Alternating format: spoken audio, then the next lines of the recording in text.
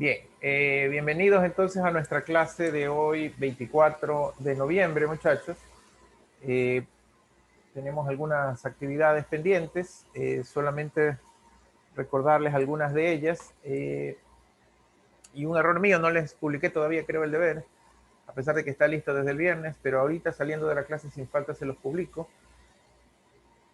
Ese deber es para el viernes 4 de diciembre, ¿verdad? Que es cuando vamos a tener nuestro examen hasta ahora vía SeedWeb, en algo parecido a lo que tuvimos en la lección de la semana pasada dentro de una ventana de tiempo.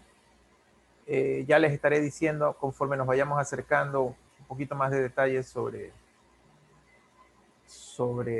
el examen. Lo que sí está más cerca, ¿verdad? Es que esta semana les habría indicado yo que vamos a tener a más de nuestra clase de hoy y del jueves, vamos a tener una clase de recuperación, una clase extra, más bien, no la llamemos de recuperación, sino clase extra, este día viernes 27, ¿verdad? Yo lo tengo anotado en la hojita de la clase pasada, pero si alguien me recuerda en qué horario fue que quedamos, déjame ver. Ya lo habíamos definido el horario. De control aplicados. Clase 11. Aquí lo anoté en la esquinita de la clase pasada. Viernes 27 de noviembre de 4 a 5 y media. Ese es el horario que habíamos acordado, ¿verdad, chicos? De 4 a 5 y media. Si alguno de ustedes por algún motivo no puede asistir a esa clase, no hay problema, pues yo, como ustedes saben, inmediatamente les publico el video, pero sí sería bueno que se pongan al día porque con esa clase terminamos el material del primer parcial. Y el examen lo tendríamos la semana siguiente. La semana siguiente igual hay las clases normales, pero ya de material del segundo parcial. Y para ese viernes 4, no para este viernes, sino para el viernes 4 de diciembre es la entrega del tercer deber, perdón, que, que ya en este momento se lo subo. ¿Algún comentario general, muchachos, sobre lo que estoy mencionando en este momento?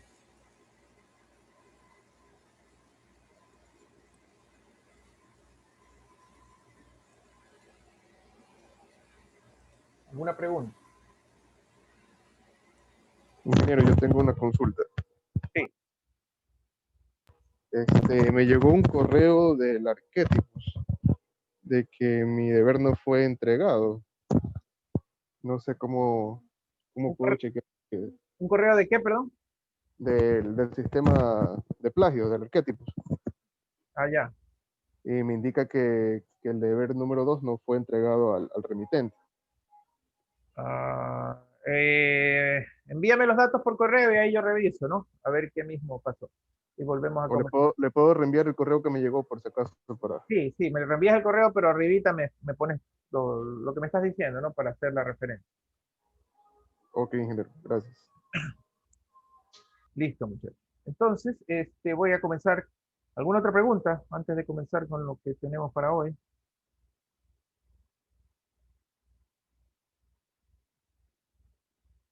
Bueno, vamos a comenzar a continuar, ¿no? A ver, ¿dónde está esta cuestión? Perdón. Compartir pantalla, iPhone o iPad. Sí.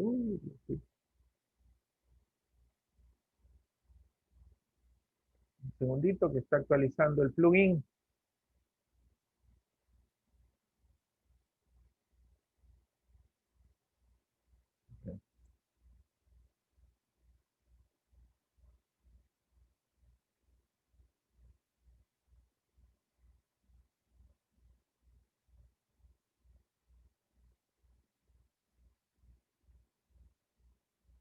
Un minuto, muchachos, que está actualizando esto.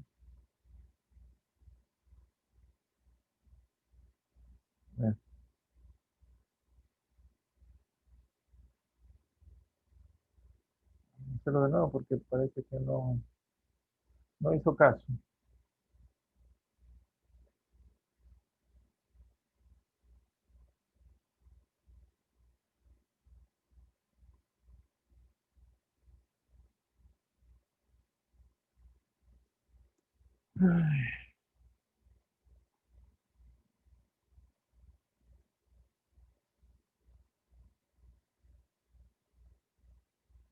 Un ratito, muchachos, que estoy teniendo un problemita aquí con esto. Bueno, pero hasta que podamos continuar, déjenme ir calentando motores.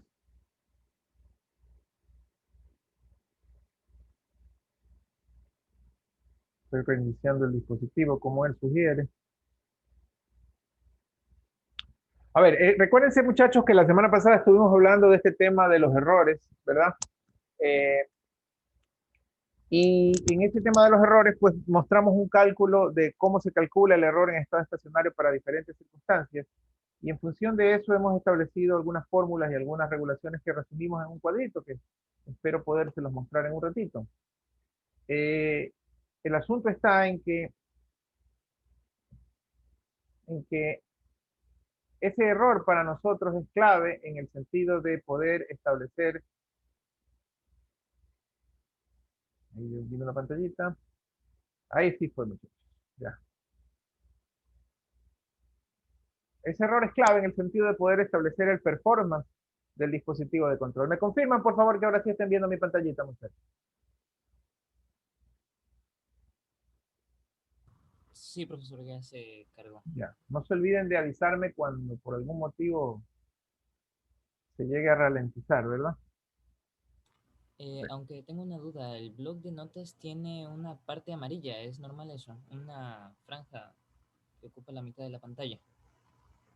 ¿Ahorita está así o ya mejoró? Sigue así, no sé si sea solamente yo. Parece estar hecho zoom o que se rotó la pantalla.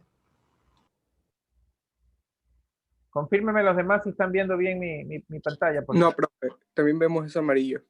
Es como si estuviera hecho zoom. Como que si estuviera hecho zoom. Ay, carajo. A ver. Qué raro porque ahorita yo estoy viendo bien. ¿Me avisan? ¿Todo sigue igual?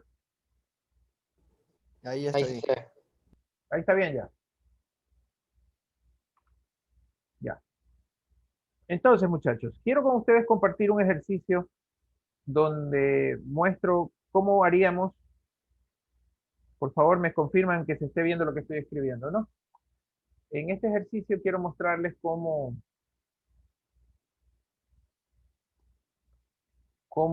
funcionaría o cómo utilizar lo que hemos visto, ¿no? Dice, sea un sistema que tiene realimentación unitaria,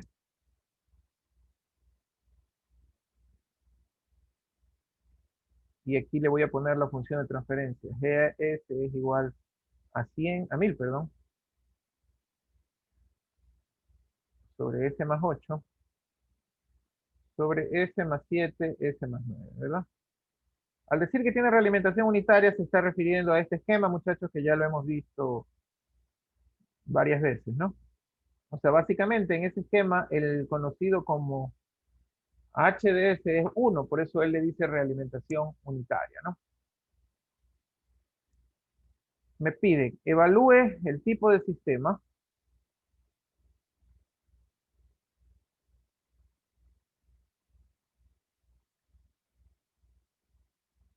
y encuentre KP, KB y KA, las constantes de error. B, encuentre el error en estado estacionario para las entradas escalón, rampa y parábola. ¿Ok? Ese es el ejercicio, muchachos. Bien, básicamente, muchachos, este ejercicio es un uso directo de lo que aprendimos anteriormente con la famosa tabla de los errores, que es lo que hicimos en la clase pasada. Y por supuesto, si queremos usar la tabla completa, ya les regreso al inicio del ejercicio, deberíamos también aquí tener las fórmulas para cada uno de ellos. Por ejemplo, usted se acuerda, el valor de KP es el límite cuando S tiende a 0 de GDS, el valor de KB es el límite cuando S tiende a 0 de S de GDS, y el K es el límite cuando S tiende a 0 de S al cuadrado de GDS. Y todo se reduce a esta tabla, ¿no? Entonces ahí está nuevamente el enunciado, y vamos a procurar calcular lo que me están pidiendo.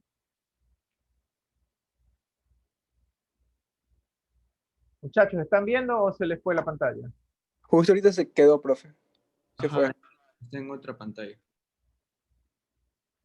No sé qué está pasando.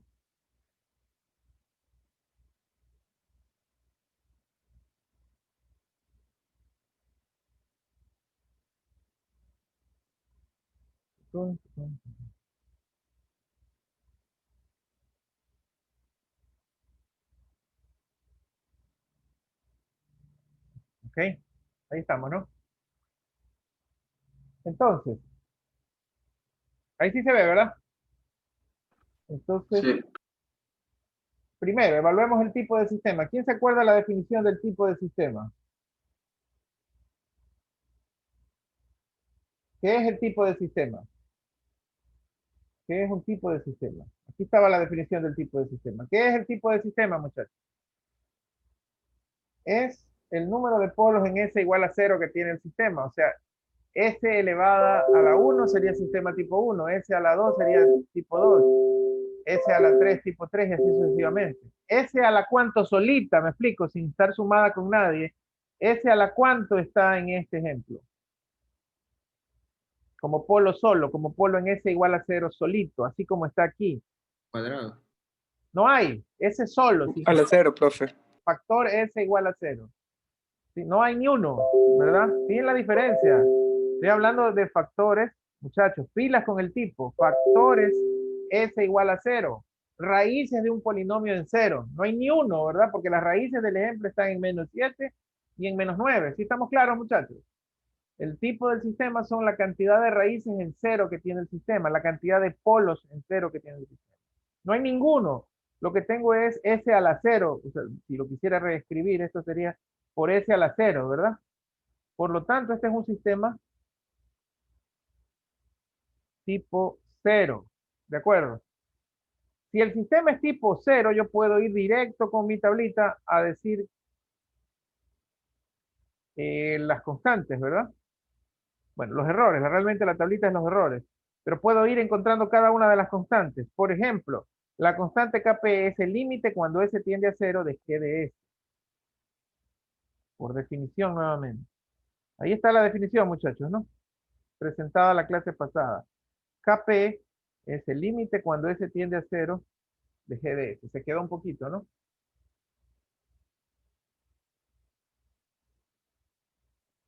No se está viendo. Sí.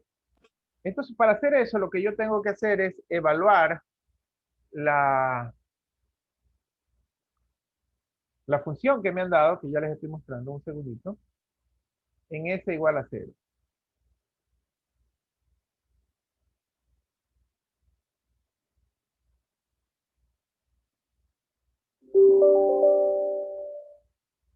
¿Sí? Entonces, esto es igual a límite cuando S tiende a 0 de la función que me dieron, 1000 por S más 8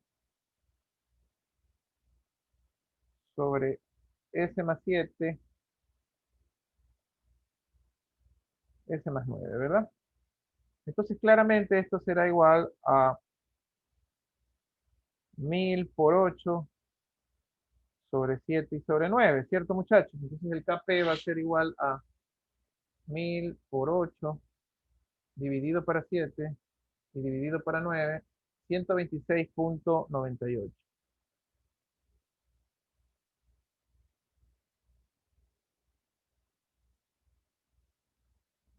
126.98, ¿verdad? Pues ahí está el valor de Kp, muchachos. Muy sencillo como usar fórmula, ¿no? Con lo que tiene que ver a la matemática, pero recuerden que esto tiene sentido porque si vemos la tabla del error para un sistema tipo 0, esto es, para un sistema tipo 0, el valor de Kp existe, ¿verdad?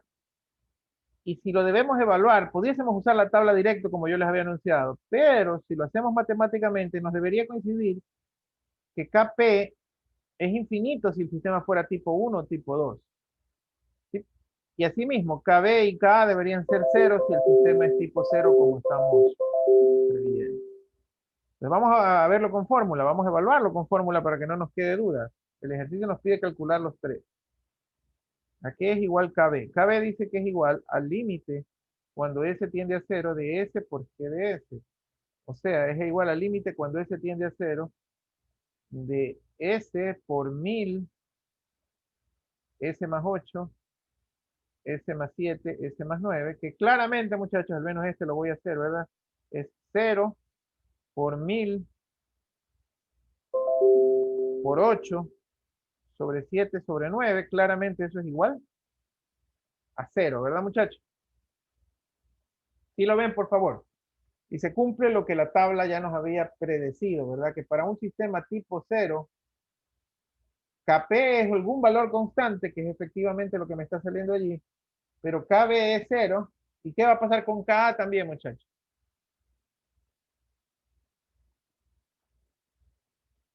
¿Qué creen que va a pasar con K si vemos también esta tablita de error? También va a ser igual a 0. También va a ser igual a 0. Lo podemos calcular rápidamente solo como para usar la fórmula, ¿verdad?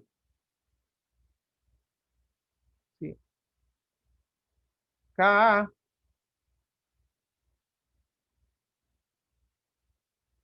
es igual al límite cuando S tiende a 0 de S cuadrado por G de S, ¿verdad? Aquí está la fórmula por si acaso. Ahí está el valor de K. O sea que es el límite cuando S tiende a 0 de S cuadrado por la misma función, 1000 S más 8. S más 7, S más 9. No necesito hacer la representación. Este término S al cuadrado, ustedes saben que me está eliminando todo, ¿verdad? Y de ahí K también va a ser igual a 0. ¿Ok? Ahí tenemos los valores de Kp, Kb y Ka como me pide literal A de mi ejemplo, ¿verdad? Profe, una pregunta. Sí, Entonces, para ver qué tipo de sistema es, tengo que fijarme en el numerador que haya un S solo multiplicando a los factores, ¿verdad? es correcto. Un polo en el origen, un S solo como tú les acabas. Si hay solo uno es tipo 1, si hay dos, o sea, si es S cuadrado es tipo 2 y así sucesivamente. Y si no hay ninguno, como en este ejemplo, es tipo 0. ¿Ok? De allí, muchachos, simplemente tenemos que encontrar las definiciones de error que están en la tabla. En la tabla, ¿verdad? Nos dice que para entrada de escalón,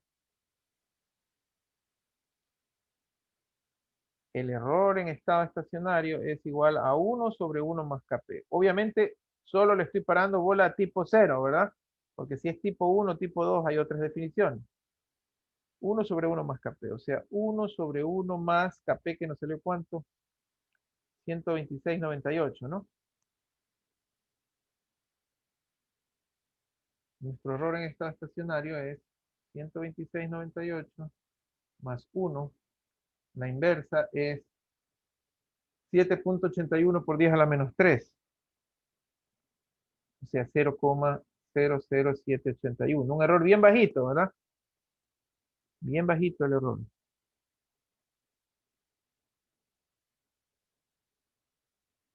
Si la entrada es rampa, muchachos, yo pudiese usar la fórmula general o ir a la tabla, ¿verdad? Pero como para que se acuerden, ¿verdad? La fórmula general, esas son, ¿no? Dice que los errores son 1 sobre 1 más Kp, 1 sobre Kb y 1 sobre Ka. En este caso es 1 sobre Kb. Y usted sabe que Kb fue 0, ¿verdad? Por lo tanto, este error es infinito, tal como lo dice la tabla. Perdón, ¿qué estoy diciendo? Sí, Kp es 0, ¿verdad? Y el error es infinito. Y si la entrada es una parábola, la definición general me dice que el error en estado estacionario es 1 sobre K, que es otra vez 1 igual a 0, y el error es infinito. Es decir, muchachos, un sistema como este no trabaja bien ni con entrada de rampa ni con entrada de parábola porque no controlaría nada, tendríamos un error infinito. En estos casos, forzosamente deberían pasar de sistema tipo 0 a sistema tipo 1 para que el sistema se logre controlar un poco. ¿Sí? En realidad, muchachos, este ejercicio como el que está aquí, que es de cálculo simple de las constantes de errores, básicamente uso directo de esta tabla y de estas especificaciones. Donde más complicado, si se quiere, vamos a hacer el uso de las constantes de error en los sistemas, es cuando hablemos de los... Es cuando hablemos de los diseños de controladores, que ya estamos de la ceja al ojo para esa parte, ¿no? Ya estamos de la ceja al ojo para esa parte. Diseño de controladores como tal. ¿Sí? No sé por qué se me está moviendo esta cuestión.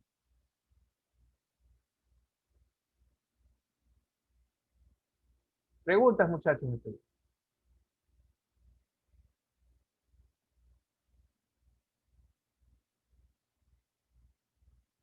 Preguntas, muchachos. Me avisan si siguen viendo bien, porque estoy moviendo un poco mis pantallitas. Si siguen viendo la pantalla, no hay problema.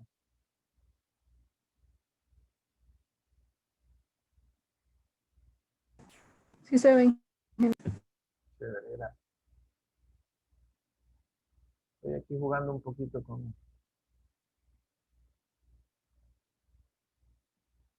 Listo. Preguntas, muchachos. Una pregunta. Claro. Es que por el momento en este ejemplo usamos una entrada de escalón, ¿verdad? Entonces en la vida real, ¿cuál entrada sería más optable apenas se vea el sistema? La entrada más utilizada, y esto lo hablamos un poquito en la clase pasada, justamente es la de escalón, ¿verdad? Porque es la que más se asemeja en situaciones de control industrial, por ejemplo, qué sé yo, a la representación de cualquier sistema que estaba apagado, ¿verdad? Por ejemplo, un control de temperatura de un aire acondicionado está apagado y de repente lo encendemos, ¿cierto? Ese encendido repentino asemeja mucho a una señal de escalón. Hay casos, por ejemplo, en sistemas industriales o en sistemas robóticos, cuando lo que se quiere controlar es la velocidad. O sea, yo no quiero que la variable llegue a un valor y se quede constante, sino que quiero que la velocidad, ya sea de un vehículo o ya sea de un fluido, ¿verdad? De un control de caudal, se mantenga constante. Entonces, en ese caso, yo lo que necesito es una entrada de rampa, ¿verdad? Que me indique cuál es la velocidad, o sea, que me indique que si yo lo que estoy midiendo es la posición del dispositivo, esa posición crezca a una rata continua. En esos casos se puede utilizar un control o una entrada de rampa para simular el sistema. Los controles de aceleración son menos comunes, ¿verdad? Si es que nuestra referencia sigue siendo la posición, y por eso cuando uno piensa en un control de aceleración, piensa en un dispositivo de un misil, ¿verdad? Y mira, fíjate tú que aquí hay cosas interesantes de conversar. Por ejemplo, si el control del dispositivo lo llevo con la referencia del dispositivo, piensa en una aeronave. Si el control está en la aeronave, él no mide su posición, él lo que mide es su velocidad. Entonces, la variable velocidad se vuelve una señal de primer orden tipo escalón. Pero si en cambio yo estoy desde la Tierra monitoreando a ese dispositivo, lo que yo estoy viendo, ¿verdad? En el horizonte es la posición del dispositivo moverse. Entonces, para mí eso es un control de velocidad y para mí la velocidad debe ser constante en una rampa. Como todo en la vida es cuestión de la referencia que se tenga. Asimismo, si yo estoy controlando un misil desde la estación de trabajo y yo quiero que la aceleración del misil vaya en incremento, entonces ese control se parece mucho a una señal de parábola, ¿verdad? La mayoría de los casos que son controles en sitio, y por eso es que en la industria se utiliza mucho esto, ¿verdad? Aun cuando controles caudal o velocidad, en la industria tú vas a asumir o vas a considerar que lo que está fijo es la velocidad, o que lo que está moviéndose es la variable del dispositivo. Por lo tanto, en el 90% de los casos, la señal de prueba que tú vas a utilizar es escalón. ¿De acuerdo? Si no, Listo. matemáticamente, pues es sencillo como cambiarte de columna de la tabla, ¿no? O sea, matemáticamente no hay complicación. Más bien depende de la perspectiva de lo que vas a controlar. ¿Ok? Ya, listo, gracias. Bien. Muchachos, aquí en la diapositiva hay otro ejemplo hecho, resuelto, por eso les hice el otro que no estaba resuelto, donde les dan a sí mismo una planta, y así mismo, fíjense ustedes, les estoy mostrando el ejercicio resuelto, les doy esta planta. ¿De qué tipo es esta planta? Tipo 0, tipo 1, tipo 2. 0. 0. Tipo 0, ¿verdad? Así mismo calcula KP, KB, KA y calcula también las constantes de error. ¿Ok? Esta de aquí, en cambio, ¿de qué tipo es, muchachos? En este otro ejemplo. Tipo 1. Esta planta sí es tipo 1, ¿verdad, muchachos? Y ahí también queda en su diapositiva calculado KP, KB y K y los errores para los tres casos. Algo súper importante que lo hice énfasis en la clase pasada, pero lo vuelvo a hacer énfasis ahora, ¿verdad? El análisis del tipo del sistema se le hace a cuál de las funciones. A la de lazo abierto, a la de lazo cerrado. En mi convención, muchachos, siempre les hago énfasis y siempre lo vamos a seguir. Lazo abierto, profe. Para mí, la que es de lazo abierto es C para E, ¿verdad? Esto para mí es lazo abierto, ¿cierto? Solo esto. Y si yo les digo a ustedes, quiero que me hablen sobre lazo cerrado es C sobre R. Lazo cerrado es todo el sistema, ¿verdad, muchachos? Incluida la realimentación.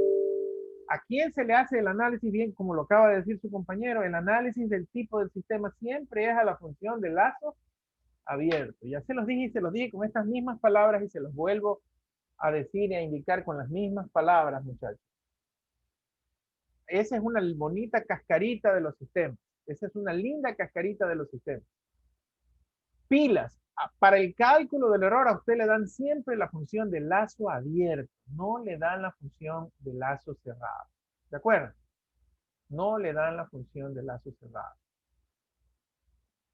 ¿Sí? Preguntas, muchachos. Ahí está lo que yo quería.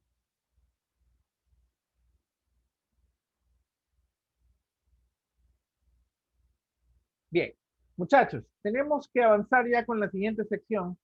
Es más, voy a usar el espacio en blanco, ¿verdad? Tenemos que arrancar con... Uy, ¿qué es esto? Es otra materia. Con el siguiente capítulo, con la siguiente sección de nuestro curso.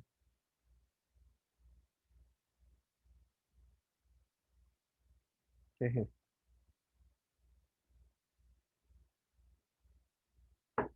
No, pero ahí sí lo hice. Muchachos, arrancamos el capítulo 4 formalmente del curso. Que lo llamamos diseño de controladores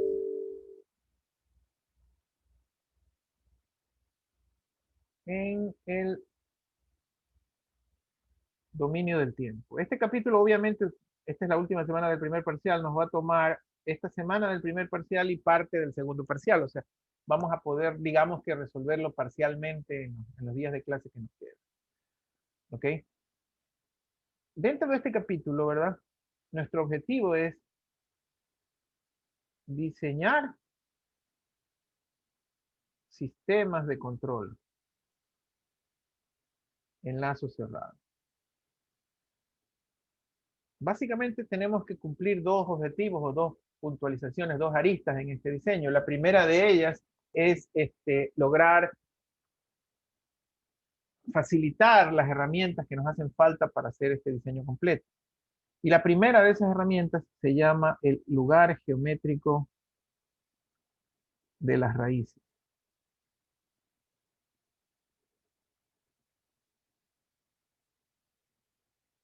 De ahora en adelante, muchachos, abreviado como LGR. No volveré a escribir la palabra lugar geométrico de las raíces, sino que se los voy a abreviar siempre como LGR, ¿ok?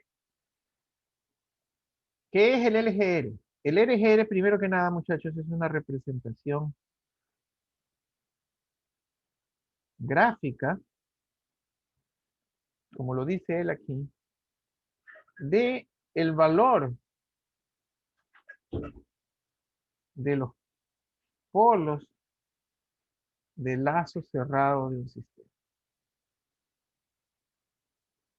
Muchachos, de todo el análisis previo que acabamos de hacer, muchachos, les debe quedar o les debe llegar la conclusión de que todo el comportamiento de este sistema depende del valor que tengan los polos de lazo cerrado de este sistema, muchachos. Si los polos de lazo cerrados, por ejemplo, están en el semiplano derecho, o sea, tienen parte real positiva, el sistema es inestable, ¿verdad? Si los polos, por otro lado, están en el semiplano izquierdo, parte real negativa, hemos dicho que los polos son estables. Estamos todos de acuerdo con eso, ¿verdad, muchachos? No solamente eso, vimos también en esta misma clase que si los polos son reales y diferentes, decimos que el sistema es sobreamortiguado. Si son reales iguales, críticamente amortiguados. Si son complejos conjugados, subamortiguados. Si están sobre el eje imaginario, dijimos que se llamaban no amortiguados y ustedes han estado trabajando con eso, ¿verdad? En el deber anterior. Entonces, muchachos, básicamente la conclusión del capítulo anterior es que la información clave del sistema está en los polos de lazo cerrado. Ahora bien, si es que yo deseo colocar realimentación en el sistema, ya todos están familiarizados con este esquema, el famoso esquema de la realimentación negativa. Si esta es mi entrada RDS, ¿verdad? En este caso voy a separar un poquito este sistema para que ustedes lo entiendan, ¿verdad? Aquí está mi función GDS y de manera general hemos dicho siempre que aquí está mi realimentación HDS.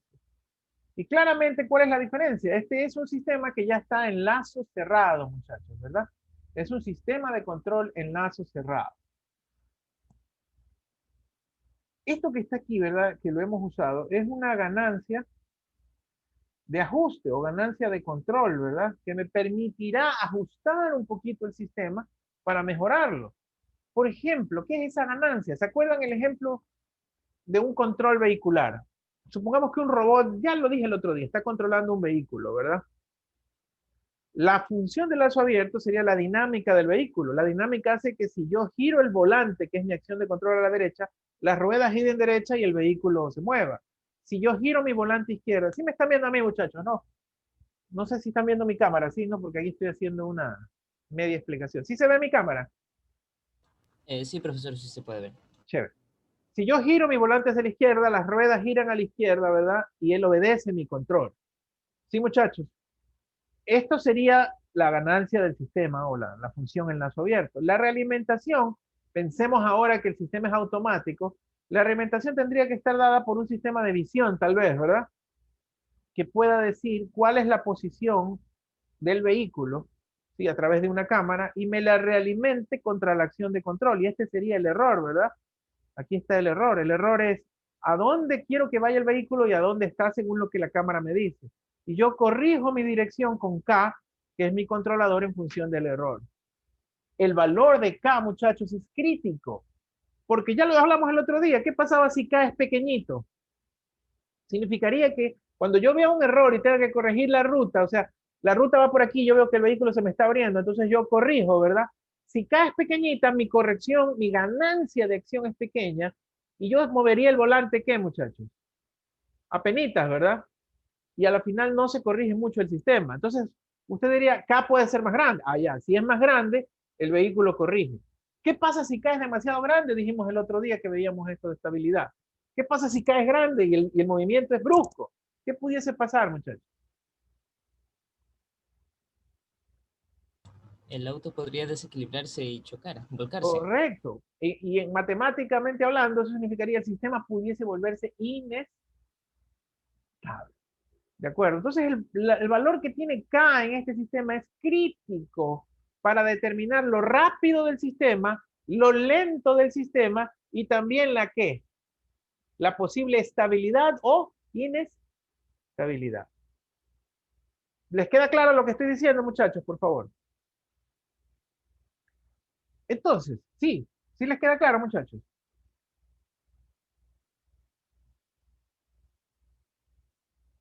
Entonces, muchachos,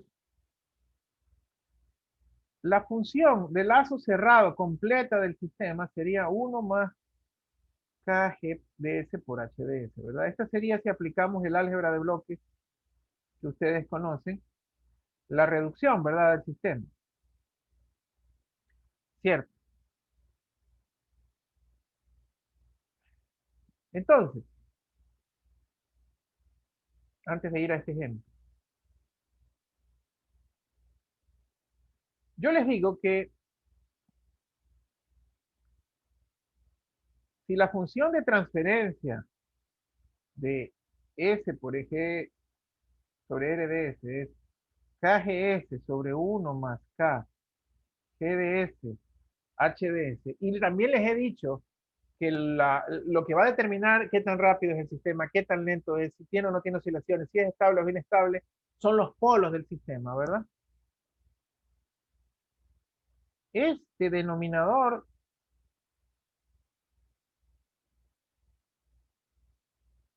nos va a dar los polos del sistema, muchachos. ¿Sí? ¿Ok? Entonces, las raíces de 1 más K por G de S por H de S igual a 0, ¿verdad? Que yo creo que se los dije ya la vez pasada que a esto se lo llama la ecuación característica del sistema.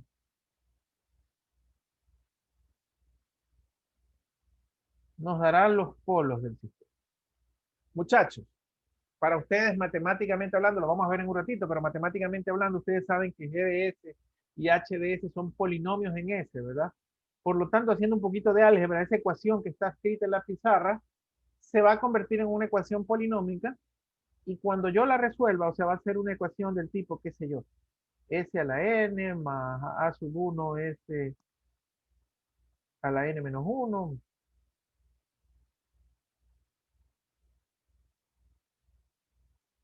S a la N menos 2, más, A1 a 0. De hecho, ya lo hicimos esto cuando hicimos Routh-Hurwitz, ¿no, muchachos? Ya lo hicimos matemáticamente cuando hicimos Routh-Hurwitz, ¿sí, muchachos? Y aquí voy a tener n raíces, n polos. Muchachos, S es un plano complejo. Por lo tanto, esos polos serán números complejos. Bien, entonces, para ilustrar el punto del lugar geométrico de las raíces, se los voy a mostrar con este ejemplo que es tomado del libro. ¿Sí? Supongamos que tengo un sistema automático de seguimiento de una persona, de un vehículo, o sea, parecido al ejemplo que les acabé de ilustrar. A través de la camarita yo estoy siguiendo la posición. ¿Ok? Y para dar muestra del ejemplo que yo estoy diciendo, ¿verdad? Ya con nombres y apellidos, esta es perdón muchachos, esta es la situación, ¿verdad? El valor deseado es la posición del sujeto, ¿verdad? Aquí lo que queremos controlar es la posición de la cámara para que la cámara apunte a un objeto, ¿no? Si el objeto se mueve, que la cámara se mueva y apunte a ese objeto. El objeto se mueve para acá, la cámara lo vaya siguiendo, ¿ok? Lo que yo quiero es la posición de un sujeto, ¿verdad? Esta es la posición de la cámara. Aquí lo que yo hago es comparar la posición de la cámara con la posición del sujeto y como les mostré anteriormente, a través de un amplificador que se multiplica con el amplificador de la cámara, yo tendré la función que yo quiero, ¿verdad? Y este es el sistema ya de lazo cerrado. O sea, esta que está aquí, ya es, verán, igual que yo, ¿no? Igual que yo en el esquema anterior, yo no me fijo, en este caso, cuidado las confusiones, porque para las tablas del error yo me fijaba en la función de lazo abierto, acá me fijo en la de lazo cerrado. Me fijo en la función de lazo cerrado, en el denominador de lazo cerrado, igual que en mi definición. Y en este caso, la ecuación es esta ecuación que tienen aquí, ¿verdad?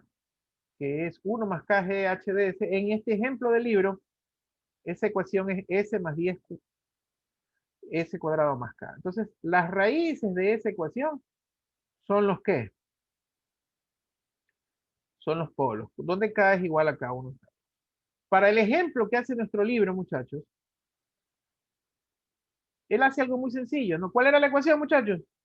S cuadrado más 10S más K, ¿no?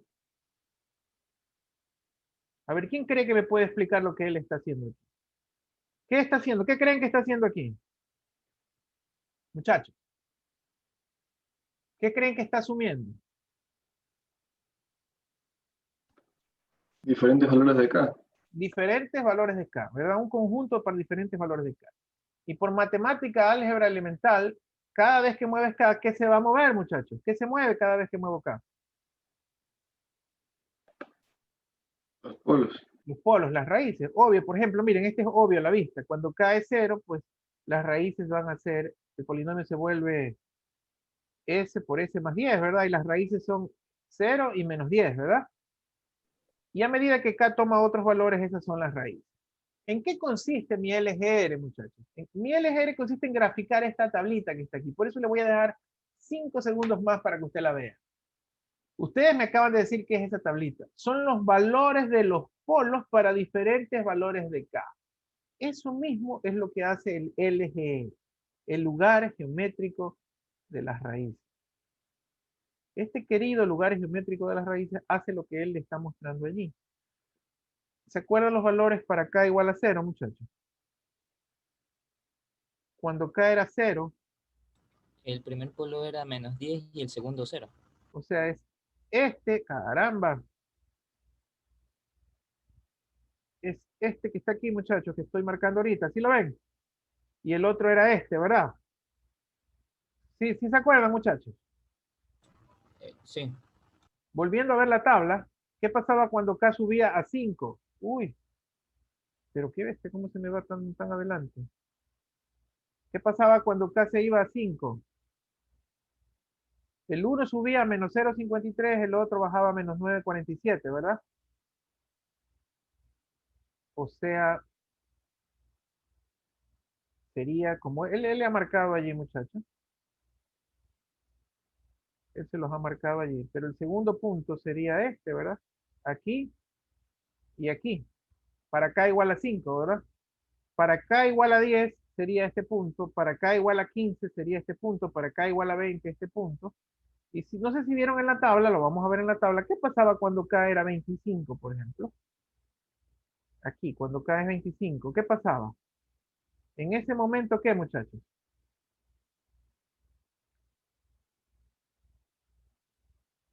Claro, si por ejemplo tengo s cuadrado más 10s más 25 igual a 0, eso es lo mismo que s más 5 al cuadrado, ¿no? Sí, muchachos. Y en ese momento, ¿eso qué quería decir? Que las raíces eran reales, iguales.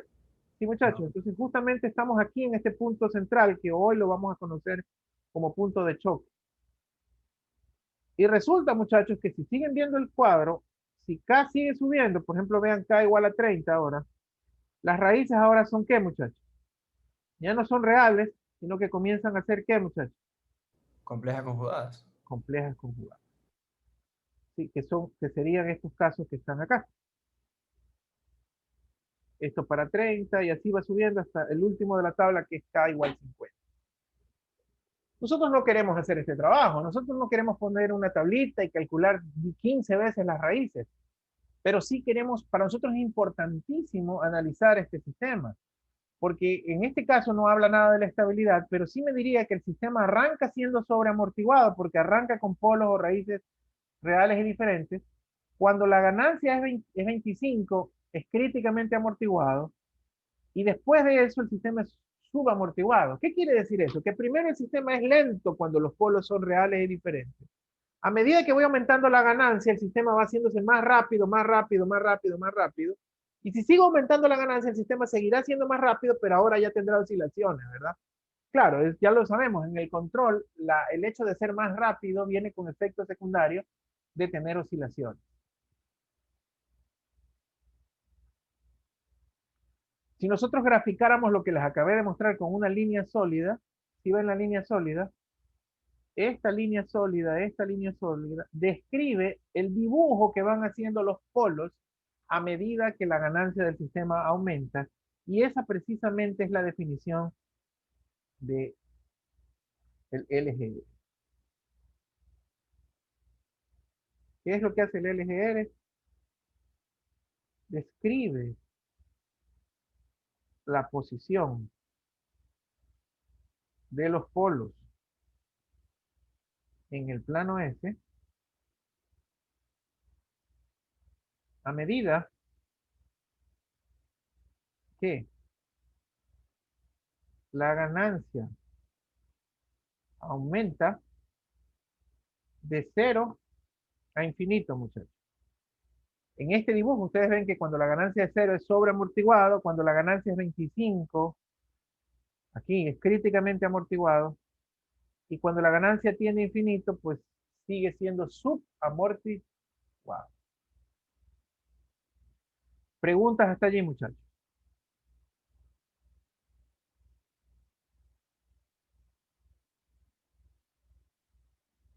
Preguntas hasta allí. Ahora, la buena noticia, muchachos, la buena noticia, ya se las intuí hace un ratito, es que yo puedo sacar esta gráfica del lugar geométrico que me va a dar muchísima información sin necesidad de hacer la tabla, o sea, sin necesidad de estar factorizando el sistema y sacando los valores a mano. Tengo 9 reglas que las vamos a aprender entre la clase de hoy y la clase de la próxima semana que me van a permitir hallar ese lugar geométrico de las raíces. ¿Verdad? Preguntas hasta allí. Primero, propiedades del LGR. Antes de ver las técnicas de trazado, necesito ver las propiedades del LGR. Hace un ratito nos quedó claro que si el sistema está en ese setting de lazo cerrado, que por si acaso, esa es la primera parte, muchachos. Que ustedes vean que el sistema tenga este setting, ¿verdad? Este que está aquí, muchachos. Que ustedes identifiquen cuánto es K, o de dónde está K, quién es G y quién es H, ¿me explico?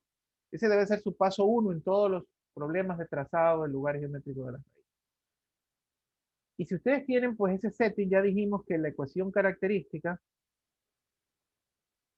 es el denominador, ¿no? 1 más K GDS por HDS igual a 0. Esa es la ecuación característica, ¿verdad? ¿Qué sale de allí? De ahí salen los polos del sistema. Si yo la reescribo, puedo decir que GDS por HDS tiene que ser menos 1. Pero recuerdo, muchachos, que el plano S es de números complejos, ¿verdad?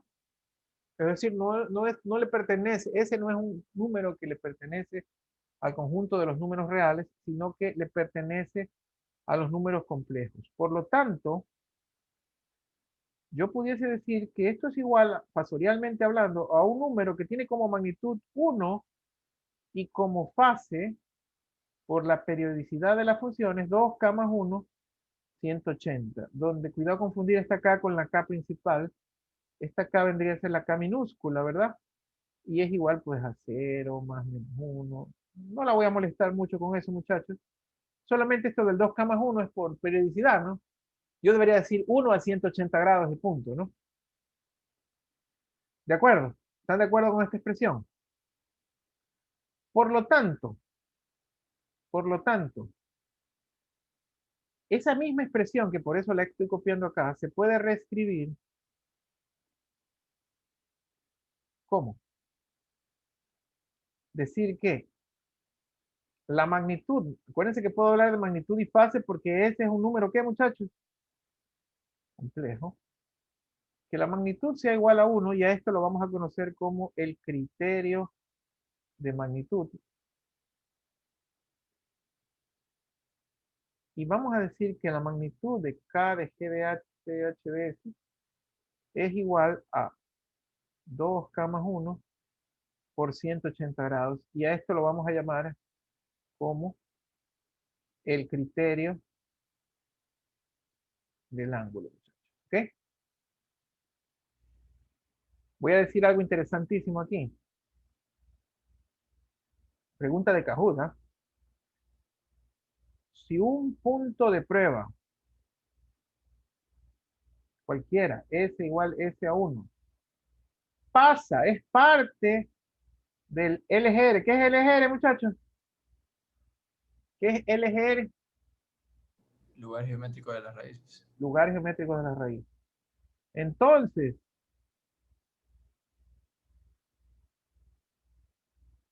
K por G de S igual S1 y por H de S igual S1 debe satisfacer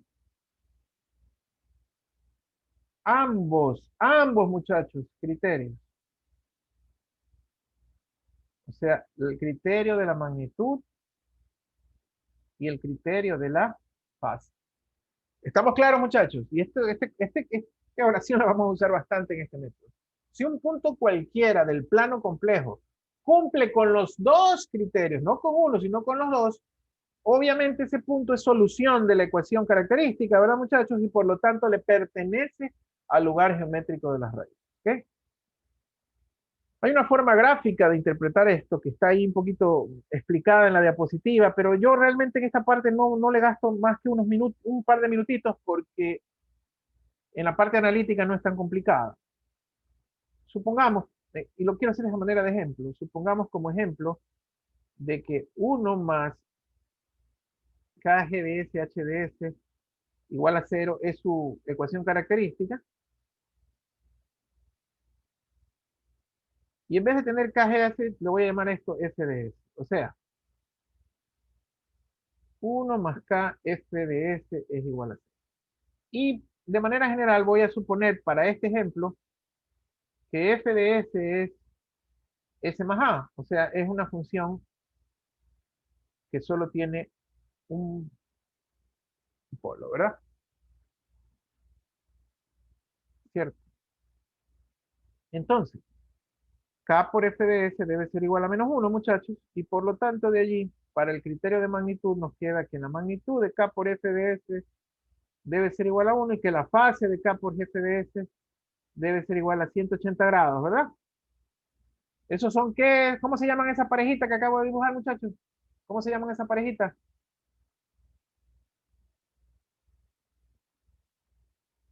¿Cómo se llaman esta parejita, estos dos, muchachos? ¿Cómo se llaman esos dos criterios? El criterio de magnitud y el de ángulo. Criterios de magnitud y diámetro.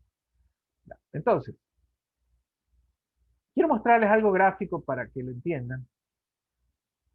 ¿Sabe qué? Vamos a hacerlo, vamos a hacer un cambio aquí para matar dos pájaros de un tiro. Vamos a suponer que usted tiene S más A, S más B. O sea, en este ejemplo, como lo decía hace un ratito, la f de S, verán, esto es solo un ejemplo, muchachos, ¿no? Es S más B, S más A. O sea, una función que tiene un polo y un cero, ¿ok? Sí. Entonces,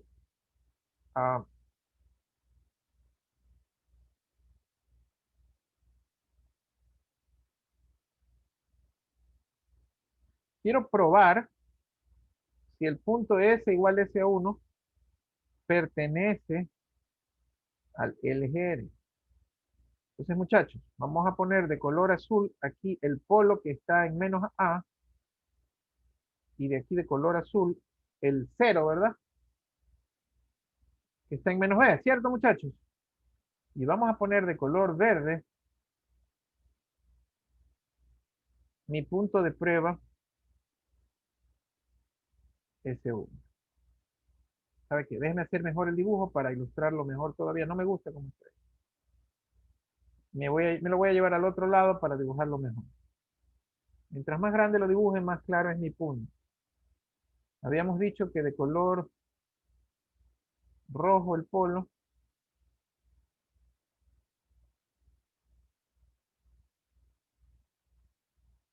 negro el 0 voy a poner, y voy a poner que el punto, caramba, que el punto de prueba S1 está aquí. ¿Ok? Entonces, para cumplir los criterios, él me dijo que f de S era igual a S más B sobre S más A. Por lo tanto, f de S igual a S1 es igual a S1 más B sobre S1 más A. ¿Verdad? Entonces, el primer criterio dice que la magnitud de K de f de S es igual a 1, ¿verdad? O sea que la magnitud de K por la magnitud de S1 más B sobre la magnitud de S1 más A tiene que ser igual a 1. Sí, muchachos, ese es el criterio de magnitud, ¿cierto? Ahora, mi truco, y por qué los estoy mostrando esto, es que yo puedo sacar esa magnitud sin hacer la aritmética, sino que lo puedo hacer gráficamente. Y para hacerlo, muchachos, voy a pedirles a ustedes que se pongan en la perspectiva vectorial. Sí, me voy a concentrar primero en el polo, como siempre, que es el más importante, S1 más A. El vector S1, muchachos, sería este, ¿verdad? Si lo dibujo como un vector. ¿Están de acuerdo que este sería el vector S1? Sí, muchachos, ¿no? Y el vector menos A sería este que está aquí, si lo llamo vector menos A. S1 más A es igual a S1 menos menos A, ¿verdad? O sea, sería la resta de estos dos vectores. ¿A qué es igual la resta de dos vectores gráficamente, muchachos? ¿A qué es igual la resta de dos vectores gráficamente, muchachos? Se unen las flechas, o sea, la parte final. Correcto. Este vector que está aquí, ¿verdad? Vamos a ponerlo de color azul, ahora sí, ya que nos cambiamos. Este vector que está aquí sería el vector S1 más A o S1 menos menos A. ¿Sí? Por lo tanto, muchachos, si a esa magnitud yo la llamo K por M2, M1 igual a 1, resulta que esa magnitud de M2 no es otra cosa que la que, muchachos, que la longitud de esa flecha, ¿verdad? O la hipotenusa, si quieren, del triángulo que se forma allí. Con la misma moneda, muchachos, y yo sé que no terminé el criterio de la magnitud, la fase de K de F de S tiene que ser igual a 180 grados. Como ustedes tienen una división, ¿verdad? ¿Cierto? Como ustedes tienen una división, la fase resultante será igual a la fase de S1 más B menos la fase de S1 más A. ¿Sí, muchachos? ¿Sí, sí están de acuerdo? Porque F es una división, ¿no? Entonces la fase resultante es la fase del numerador menos la fase del denominador. Y mi pregunta, ¿cuánto, si yo digo que esto es teta 1 menos teta 2 igual a 180 grados, ¿dónde puedo ver la fase del vector S1 más A? La fase del vector S1 más A es la fase del vector azul que yo había dibujado. ¿Sí? Por lo tanto, muchachos, esto me va a llevar a una regla práctica gráfica para hacer la prueba del lugar geométrico de las raíces con criterio de magnitud y criterio del ángulo. Como van a ver en un segundo, la prueba simplemente va a decir que debo trazar una línea recta entre los polos y ceros del lazo abierto y el punto de prueba. La magnitud será la longitud del vector y la fase será el ángulo que ese vector forma con la horizontal. Voy a tratar de poner de color amarillo fosforescente qué pasa con B. Si hago el mismo criterio, ¿verdad? Y trazo una línea recta entre B y el punto de prueba, esta magnitud que está aquí sería la que yo he llamado M1 y que pondría aquí, ¿verdad? Y esta fase que está aquí sería la que yo he llamado teta 1 y pondría allá. Sí, muchachos. Quisiera verlo con otro. O sea, aquí hay una definición formal, ¿verdad? Que dice que si de manera general f de s es igual al producto de i igual 1 a m de m ceros dividido para el producto de n polos.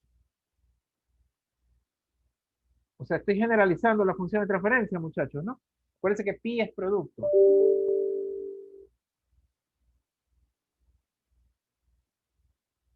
Factores ceros. Y acá abajo están los factores polos, ¿verdad? Donde n es el número de polos. Recuerden, muchachos, ya lo he dicho antes, n tiene que ser forzosamente mayor o igual a m.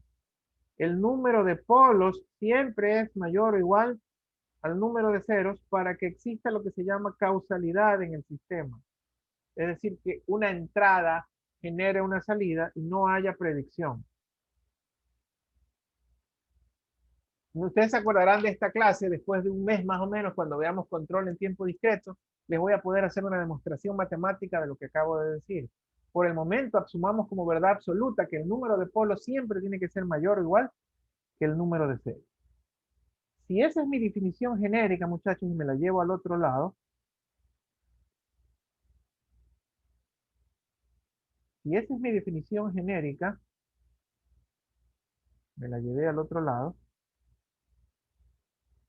la magnitud, en forma general nuevamente, será igual al producto de las longitudes de los ceros sobre el producto de las longitudes de los polos.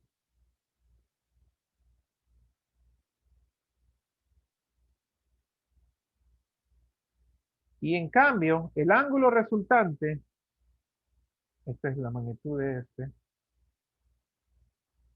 vamos a ser más formales, la magnitud de f de S1, y en cambio el ángulo resultante, la fase de f de S1, es igual a la suma de los ángulos de los ceros menos la suma de los ángulos de los polos.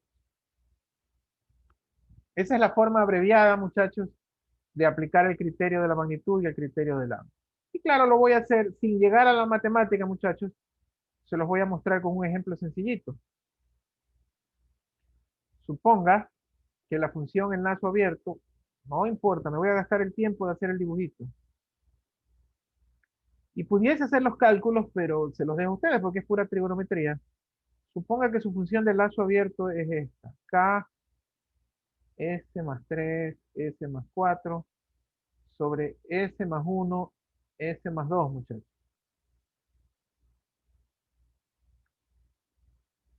La primera pregunta, ahora que comenzamos a hacer un ejercicio para entender un poquito, es ¿quién es f de s, muchachos? ¿Quién es f de s? De acuerdo a nuestra definición, ¿quién era f de s? A ver, ¿quién se quiere aventurar a decirme de dónde yo sacaba el f de s? Aquí está la definición. ¿Quién es f de s? Era GDS por HDS. Correcto. Por lo general, cuando no hay h,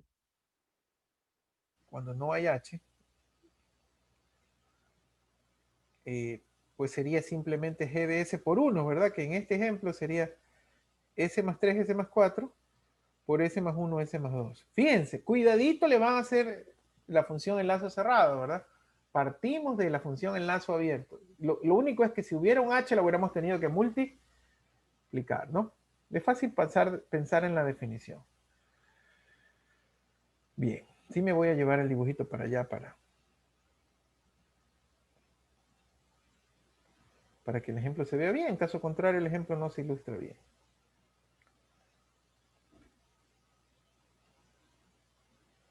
Muchachos, si yo dibujo un plano S, entonces,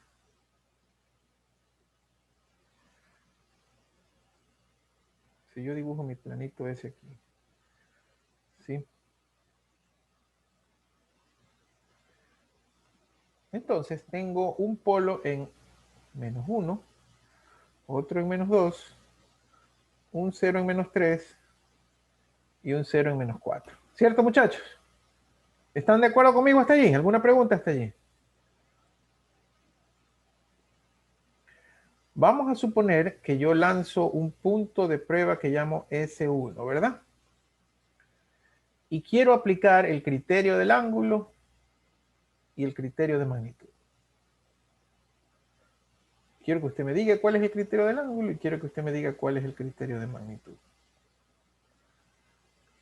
¿Cuál es la forma de hacerlo? Muy sencillita, muchachos. Trace, y tengo todavía guardado mi regla, trace una línea recta entre todos los polos y ceros del lazo abierto y el punto de prueba, que vendría a ser más o menos así. 1, 2, 3, 4. ¿Qué hice, muchachos? Tal vez lo ven más bonito aquí. ¿Qué hice? Tracé líneas rectas entre quién, muchachos? Entre los polos y ceros y el punto S1. Correcto. Vamos a llamar, para coincidir con el ejemplo, L1, L2, L3 y L4 a la longitud de las líneas rectas. Las hipotenusas, si lo quieren ver como triángulos, las magnitudes, si lo quieren ver como vectores. Y vamos a llamar teta 1, teta 2, teta 3 y teta 4 a los ángulos que cada una de esas líneas forman con la horizontal. ¿Sí, muchachos? De acuerdo a la definición que hice aquí atrás, ¿verdad? La magnitud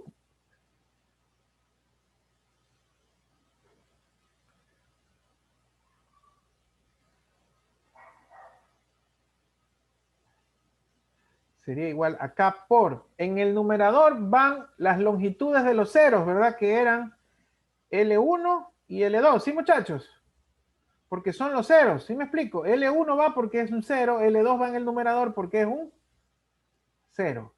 Y en el denominador, ¿quiénes van, muchachos? L3 por L4. ¿Por qué? Porque L3 y L4 le corresponden a los polos. Y eso que está allí debe ser, según el criterio del ángulo, igual a 1. Eso es lo que él está diciendo. De aquí, por supuesto, puedo encontrar el valor de K. Y de hecho para esto es lo que lo vamos a usar en la mayoría de los ejercicios. Vamos a usar el criterio del ángulo para hallar el valor de K. ¿Y qué me dicen del criterio de magnitud? Del criterio del ángulo, perdón. Este era el criterio de magnitud. Criterio magnitud. ¿Y qué me dicen del criterio del ángulo? Según esa definición que hice hace un ratito, ¿a qué es igual el ángulo? Es igual a los ángulos de los ceros, ¿verdad? O sea, ¿serían quiénes? Sumatoria de ángulos de ceros, dije yo. ¿Sí? Sumatoria de ángulos de ceros. Teta 1 más teta 2 menos teta 3 menos teta 4. Y eso debe ser igual a ¿qué? A 180 grados. Y eso para mí es el criterio del ángulo. Muchachos, si el punto S1 cumple con ¿cuál de los dos criterios? Para que sea parte del lugar geométrico. ¿Con cuál de los dos criterios? ¿Con el de magnitud o con el del ángulo? ¿Debe cumplir con qué, muchachos? Dos criterios. Con los dos criterios. Si ese punto S1 cumple con los dos criterios, entonces le pertenece al lugar geométrico de las raíces. Preguntas, muchachos.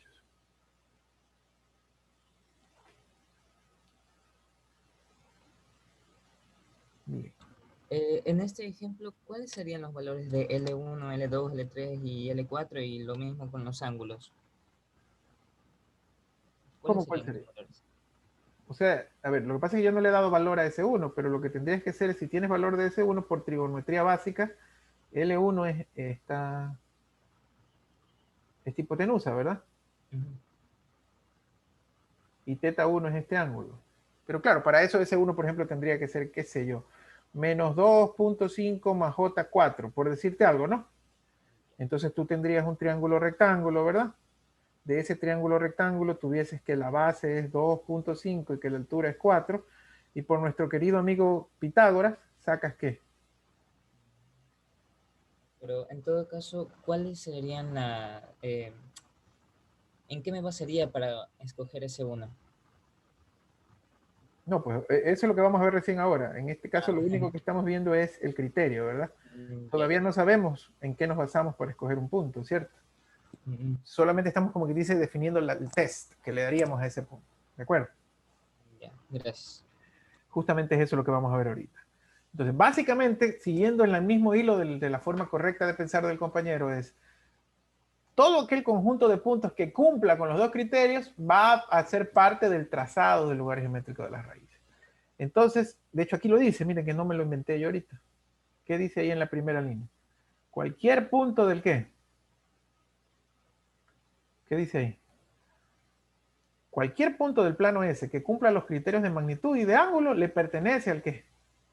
Al LG. Entonces hemos desarrollado 9 reglas, muchachos, 9 reglas que les van a permitir a ustedes encontrar cuáles son esos puntos que le pertenecen al LGR, y como se van a dar cuenta, la base de las 9 reglas es el criterio de magnitud y el criterio del ángulo, como para cerrar la idea que tú me estás preguntando ahorita. ¿Okay? No están demostradas las reglas, lo podríamos hacer, sería bastante más larguito, más bien están puestas como reglas, ¿verdad? Y nos corresponde a nosotros utilizarlas directamente. Primera regla. El número de ramas o de trazos o de lugares geométricos, el número de dibujos, de líneas que van a dibujar las raíces, ¿verdad? Es muy importante definir. Algo de esto yo lo adelanté antes, ¿verdad? Para no hablar mucho, sino escribir, el número de ramas va a ser igual al número de polos menos el número de ceros. Es decir, si usted tiene un sistema, perdón, aquí que escribí mal. Si usted tiene un sistema, ¿verdad? La cantidad de dibujos de ese sistema va a ser igual al número de polos, no al número de polos menos el número de ceros, sino solamente el número de polos. Por ejemplo, ¿cuántas ramas va a tener este ejemplo que está aquí? En ese ejemplo, 2. 2 ramas. Eso es todo el primer paso, que te des cuenta cuántos dibujos, cuántas ramas, cuántos trazos va a tener el ejercicio. Por ejemplo, a ver, vamos a coger un ejemplo anterior. En este, del S1 más SB, ¿cuántas ramas va a tener él? Ahí solo uno. Solo una. Número de ramas igual al número de polos. Así de sencillito es el primer paso, ¿verdad? Entonces tú tienes que tener en mente de que solo vas a hacer una traza o dos trazas dependiendo del ejemplo. El número de ramas es igual al número de polos. Digamos que las dos primeras reglas son solo warnings gráficos, ¿verdad? Como pruebas gráficas que tienes que saberlas antes de lanzarte al dibujo. Simetría, paso 2. La razón de ser de la simetría, bueno, la razón de ser del primer paso es lógico, ¿verdad?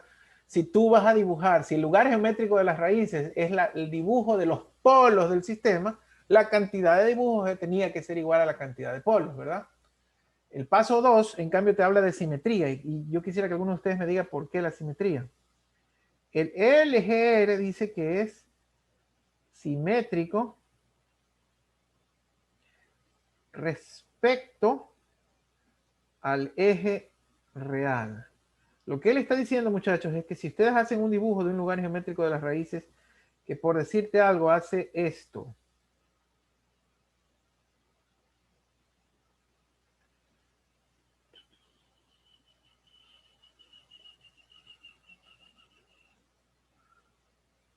Yo les voy a decir que el dibujo hace esto, muchachos, que el dibujo hace esto. Perdón, no puede hacer eso. Hace esto.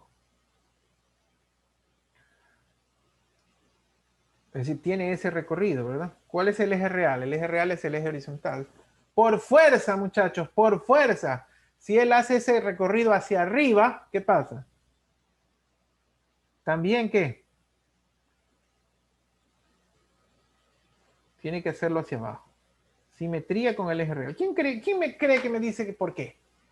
Hay una razón matemática que yo no le he insistido mucho porque ustedes conocían esto de sus cursos de dinámica. Pero la razón es que si el denominador de la función de transferencia tiene coeficientes que son números reales, que solo así pueden venir de valores físicos, ¿verdad? Sus raíces, si existe un complejo obligado, ¿qué debe existir, muchachos? Si una de las raíces es compleja, obligado debe existir su ¿qué?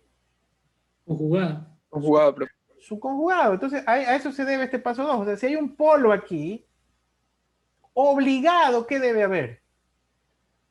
Su conjugado para acá. Por lo tanto, vuelvo a la definición, si el lugar geométrico es el dibujo de los polos, todo ese dibujo tiene que ser simétrico con respecto al eje real. Lo que aparece arriba aparece abajo. ¿Sí, muchachos?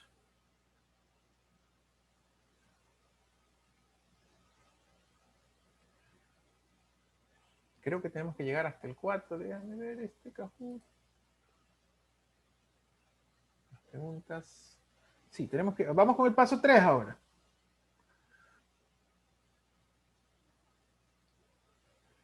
Paso 3. El paso 3 es el que yo me refería cuando decía la demostración no es tan obvia a la vista. Pero su uso, en cambio, es... Y se basa en el criterio del ángulo, les cuento la demostración. Sí. Sí. Entonces, vamos al paso 3. ¿Qué dice el paso 3? Segmento sobre el eje real. Esto solo sirve si K es mayor que 0, por si acaso, ¿no? Sobre el eje real, como lo dice el enunciado, el LEGR solo existe a la izquierda de un número impar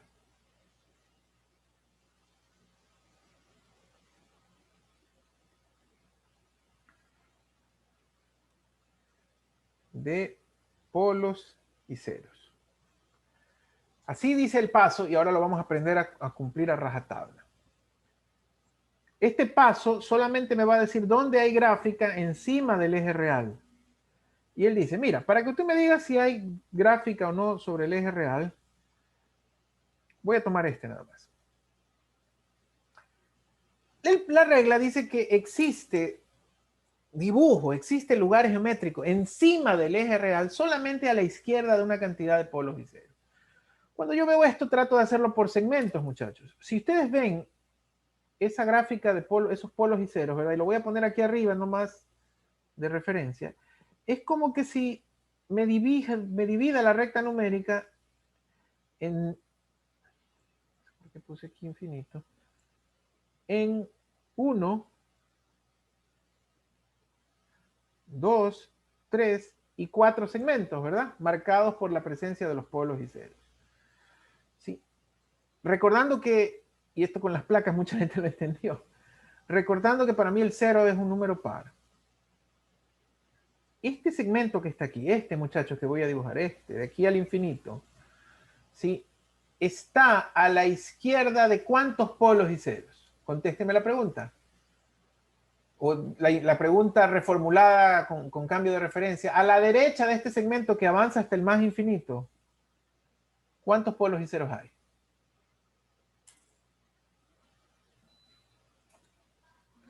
Ninguno. Ninguno, ¿verdad? Por lo tanto, ese segmento está a la izquierda de 0 polos y ceros, de una cantidad par, y por lo tanto no hay lugar geométrico de raíz. Este es más evidente. Este pedacito que está aquí, mejor visto así, ¿verdad? Este pedacito que está aquí, está a la izquierda de ¿cuántos polos y ceros? Está a la izquierda de ¿cuántos polos y ceros? 1. Está a la izquierda de 1, ¿verdad? Solo de él, ¿sí? Por lo tanto, muchachos, ahí sí hay lugar geométrico de las raíces, en ese segmento. Pinto lugar, ¿sí me explico? Esto es como un concurso de pintura. Pinto. Siguiente segmento, que es este, muchachos. Ese segmento que está allí, si no sé si ustedes como pasaron por el pre, se vuelven quisquillosos con el que lo incluye o no lo incluye. Digamos que no lo incluye. Ese segmento que está allí sin incluir está a la izquierda de ¿cuántos polos y ceros? De 2. Está a la izquierda de los polos y ceros. 2 es un número par, por lo tanto, ¿qué? No hay lugar geométrico, ¿verdad? No hay lugar geométrico. Y por último, este segmento que está aquí, este que está aquí, está a la izquierda de ¿cuántos polos y ceros? Verán que esta regla no diferencia entre polos y ceros.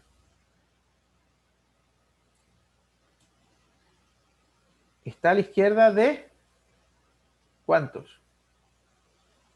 1, 2 y 3. El segmento que está marcado está a la izquierda de 3 polos y ceros. No creo que sea difícil de explicar lo que les estoy diciendo. El segmento que está marcado está a la izquierda de 3 polos y ceros. ¿Sí, muchachos? Por lo tanto, sí pinto lugares geométricos allí. Nada más, muchachos. Eso es lo que me dice el criterio del segmento sobre el eje real. Eso es todo lo que me dice. Si hay polos y ceros complejos, pues como son 2, no cuentan. A ver, segundo ejemplo. Esto es facilito, pero con ejemplo es que se ve, pues, ¿no? Segundo ejemplo.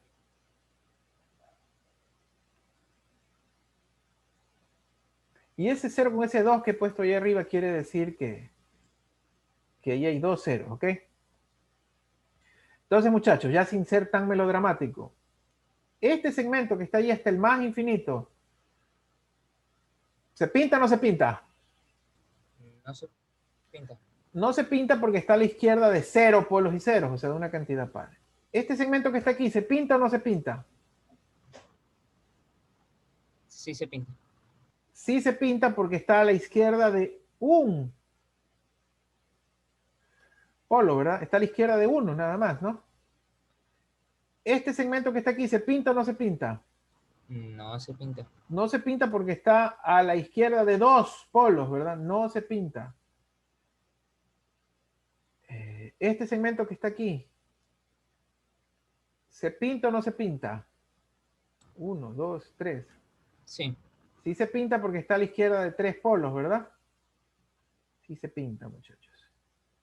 Y bueno, para que se vea más dramático esto, déjame llevármelo por acá. Y por último, este segmento que está... ¡Ah, carajo! Este segmento que llega hasta el menos infinito, ¿verdad? ¿se pinta o no se pinta? Miren, está a la No se pinta, ya que son 4. No son 4. Está a la izquierda de 1, 2, 3, 4 y 5, porque te dije que son 2 ceros lo que está allí, ¿verdad? ¿Sí me explico? Ah, ya, sí. 2 ceros. Está a la izquierda de 5, ¿verdad? Por lo tanto, ¿qué? Sí, Sí, se pinta, ¿verdad? Sí se pinta. La regla es facilita, muchachos. Solamente hay que practicarlo. Una más para no perder la viada.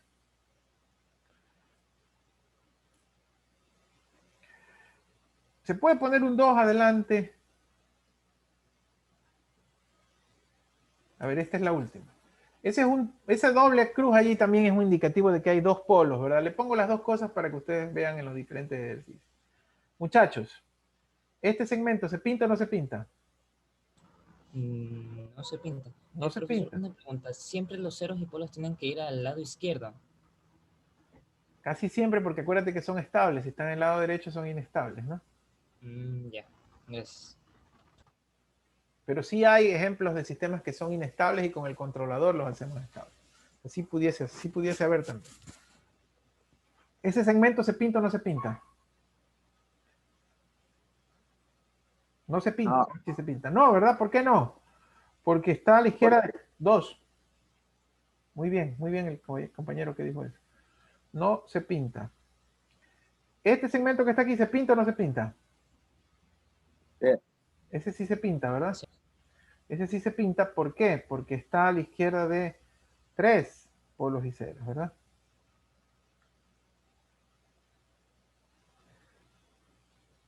Sí se pinta. ¿Y este último segmento se pinta o no se pinta? No. No se pinta porque está a la izquierda de 4 polos y ceros. Eso es todo con respecto a la regla 3, muchachos. Preguntas. Preguntas. A ver, muchachos, vamos para ir ganando tiempo. Me voy a quedar hasta allí, pero vamos al Kahoot. Pero para ir ganando tiempo, vayan poniendo su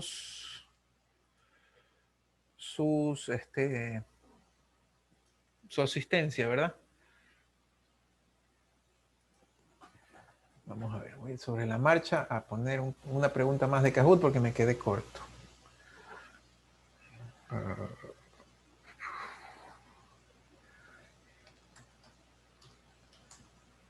Vayan poniendo.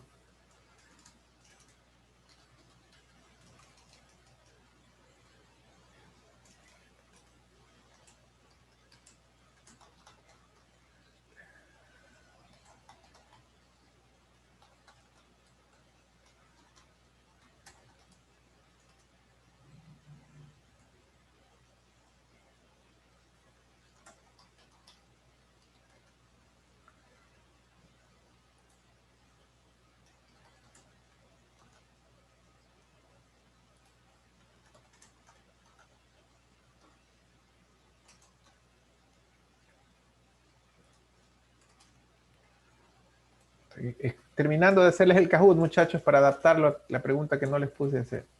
Lazo cerrado.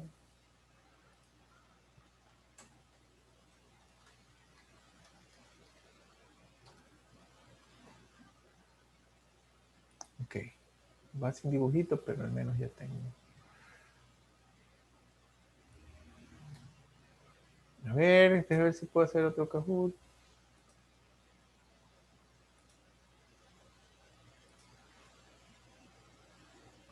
Sí, tengo una pregunta más, nuevecita. Un segundo, muchachos, que es para poderles tener el Kahoot.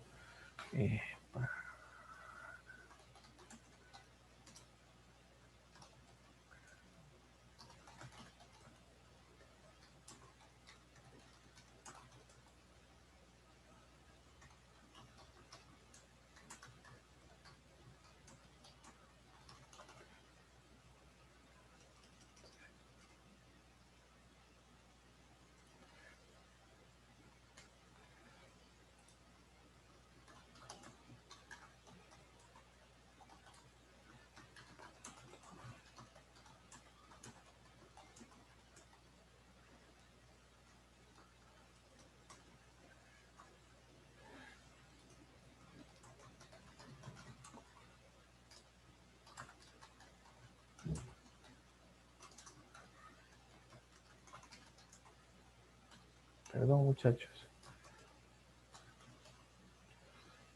Una alternativa más.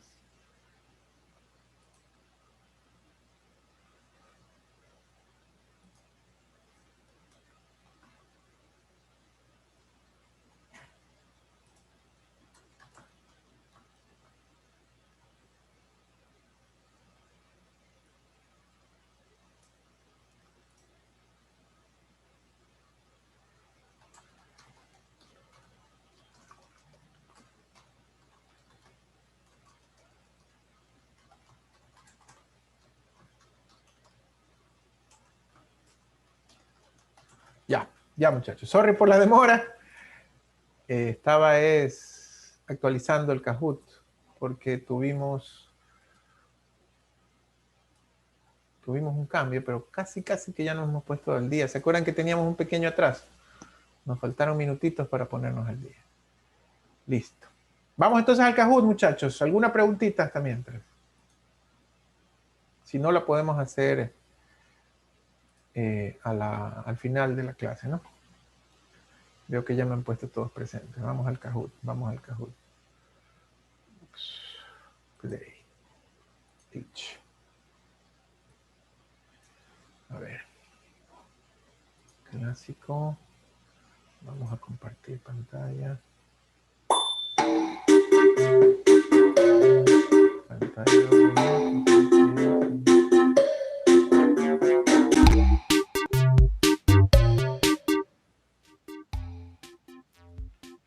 Listo, muchachos. Sí están viendo, ¿no? Para que se unan al Kahoot, por favor.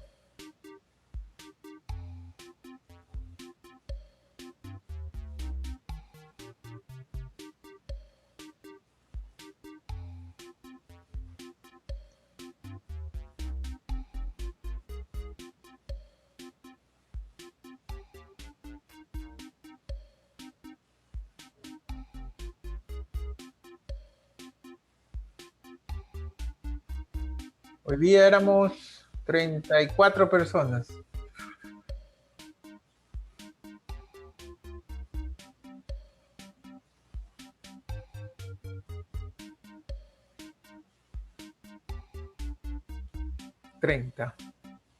Voy a comenzar. ¿Alguien más, por favor, que falte de unirse? Voy a comenzar ya el Kahoot. 31. Voy a arrancar.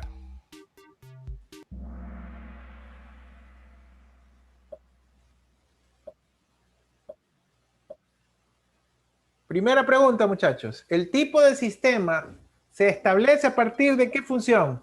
¿Solo la de GDS, solo la HDS, la de lazo cerrado completa o la de lazo abierto, GDS por HDS? ¿Cuál de ellas?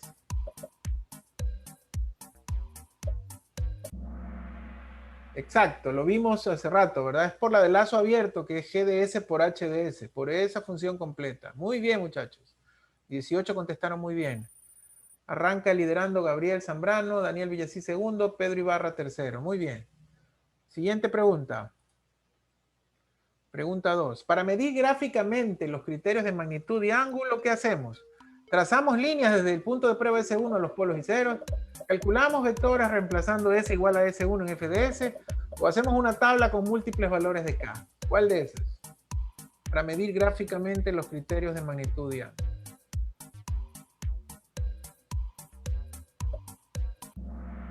Muy bien, han estado atentos. Trazamos líneas desde el punto de prueba S1 a los polos y ceros de FDS. Excelente, muchachos.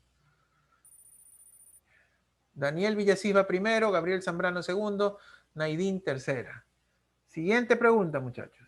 Pregunta tercera. El LGR, miren que este tiene una pregunta. Una representación de la trayectoria que siguen quiénes del sistema cuando la ganancia K varía. ¿Que siguen quiénes? Los ceros de lazo abierto, los ceros de lazo cerrado, los polos de lazo abierto, los polos de lazo cerrado. ¿Quiénes son los que vamos a dibujar?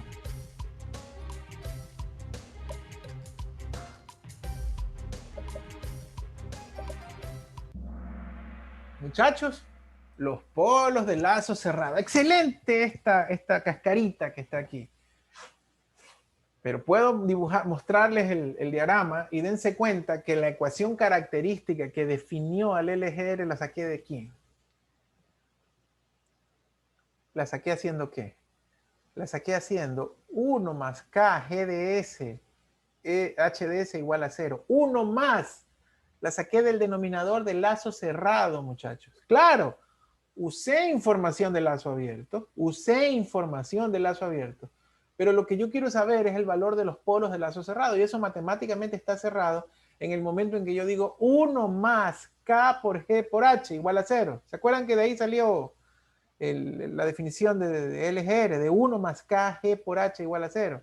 Entonces, como de ahí sale, los polos que estoy graficando no son los del lazo abierto, son los del lazo cerrado. No se preocupen que esto les va a quedar 300 veces más clara en la clase del jueves. Excelente que haya esa cascarita allí. 8 nomás contestaron bien.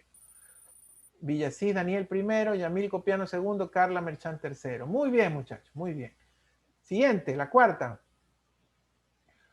Cualquier punto del plano S que cumpla con qué pertenece al LGR. Solo el criterio de magnitud, solo el criterio del ángulo o los criterios de magnitud y del ángulo. Un punto que cumpla qué pertenece al LGR.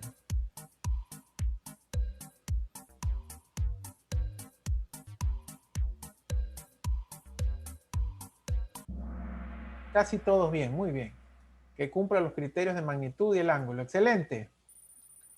Villasís Daniel sigue primero, Yamil Copiano segundo, Carla Merchán tercero. Muy bien, la última.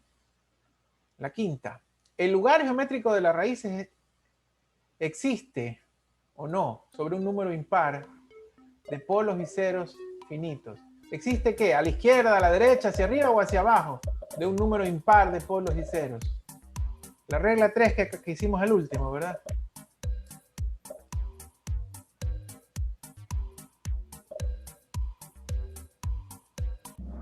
A la izquierda, muy bien, la gran mayoría contestó correcto. Vamos a ver cómo nos quedó el podio entonces, muchachos. Carla Merchán, tercero, muy bien, Carla. Segundo puesto, Yamil Copiano. ¿Y el ganador o ganadora de hoy? Daniel Villasís, excelente Daniel, muy bien, felicitaciones. Gabriel EZ y Brian Cali fueron los runners en cuarto y quinto. Muy bien, pilas, estuvieron bien pilas los del podio para contestar todas las preguntas. Excelente, muchachos. Bien, ¿alguna pregunta, muchachos? Recuerden para terminar que tenemos la clase adicional también el viernes. El jueves les hago énfasis, pero tenemos también el viernes una clase adicional. ¿Preguntas?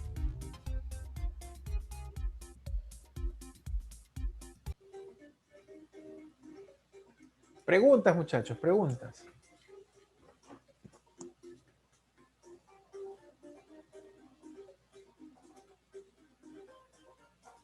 A los presentes. Los que no tienen preguntas, muchísimas gracias. Me quedo por si acaso con alguien que tenga preguntas. Que tengan buenas tardes.